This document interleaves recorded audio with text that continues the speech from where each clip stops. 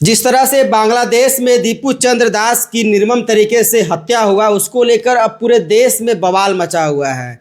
अब मौलाना साजिद रशीदी कह रहे हैं कि बाहरी लोगों के लिए आप चिंता क्यों कर रहे हैं, भारत के लोग। नहीं, सबसे बड़ा बात है कि दुख का बात यह है कि सिर्फ दीपू चंद्र दास की हत्या नहीं हुई है, अमृत मंडल की भी हत्या हुई है उसी तरीके से। ना जाने कितने बच्चियों की हुई है और 17% से 8% आ गया। ये भी बात आपको कोट करना चाहिए। तो भारत के हिंदुओं से इसको क्या लेना देना है? भारत के हिंदू से इनका लेना देना तो गाजा इन लोगों के बाप का है। फिलिस्तीन के लिए जो छाती पीटते हैं इन लोग के बाप मौसा है कि खाला है, तब तो ये लोग छाती पीटने लगा था सेब गाजा सेब गाजा। तो जब बांग्लादेश से हमको मतलब नहीं है, बांग्लादेश अरे बांग्लादेश पैदा किया हुआ भारत का है, तो भारत को किसी नहीं मतलब होगा। हमने उसके लिए देखिए 1971 में भारत ने अपने लगभग 400 जवान खोए, कई 100 करोड़ रुपया बर्बाद किया, तब जाके इनको आज आजादी मिला। तब ये बांग्लादेश जो है पाकिस्तान से कट के निकला। तो साला हमारा पैदा किया हुआ आदमी हमारे ही लोगों पर जुल्म करेगा तो हमको मतलब नहीं रहेगा। बांग्लादेश के एक मौलाना कह रहे हैं कि अगर हमारे लोगों को यहाँ से हटाया गया भारत से और किसी भी तरह से जाति की गई तो हम लोग बॉर्डर फांग के आएंगे भारत और एक एक करके बदला लेंगे। हाँ, तो कहने के लिए तो ये सब खाने के लिए वो नहीं है कि खाने के लिए तो है नहीं, या बजाने के लिए गाल है ही है। और अरुणाचल का एक आदमी बहुत बढ़िया बात किया नॉर्थ ईस्ट का कि हम ही लोग देख लेंगे।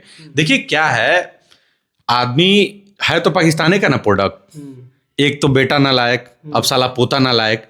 प्रॉब्लम ये है कि जितना दिमाग उसका था पाकिस्तान का, उससे जाहिलियत कम तो इस सब में नहीं ना है। इस सब तो और ज्यादा जाहिल है। यही दिक्कत है हमारे में कि हम हर बार बड़ा अच्छा बन जाते हैं। हम हर बार हम लोग पैसा नहीं देते, सब खत्म हो जाएगा यार, ट्रेड बंद कर दे खत्म हो जाएगा। बांग्लादेश की औकात क्या है? तो कह तो रहा है घुस जाएंगे तो भागना मुश्किल हो जाएगा। नहीं, अरे भाई तो उसके अब्बू जान जो हैं, उसके अब्बू जान जो हमारे बेटे हैं, बांग्लादेश के अब्बू जान पाकिस्तान कई राउंड घुसे हैं और 93 हजार लोग तो उसी के लड़ाई में सरेंडर किए हुए हैं। ये होता है।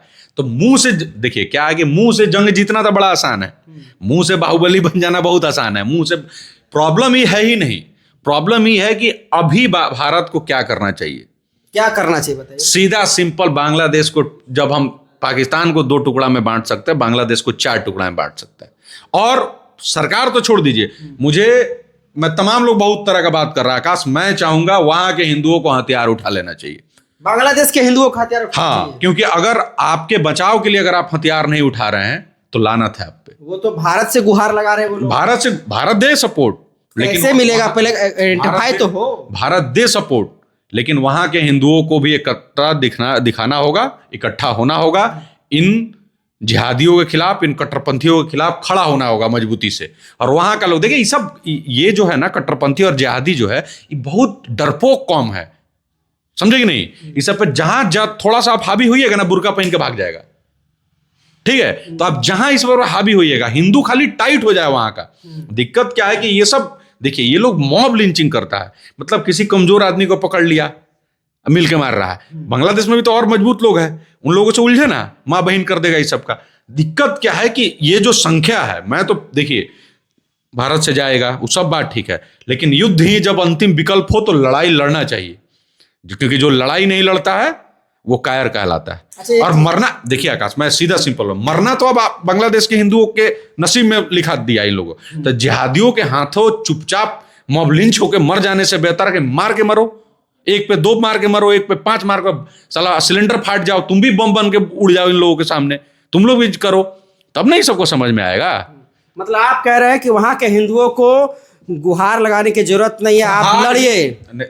युद्ध ही तो वीर का प्रमाण है, जो लड़ सका है वही तो महान है। सुने है ना, प्रहार ही अगर अंतिम विकल्प हो तो प्रहार होना चाहिए, और नरसंहार अंतिम विकल्प हो तो नरसंहार होना चाहिए।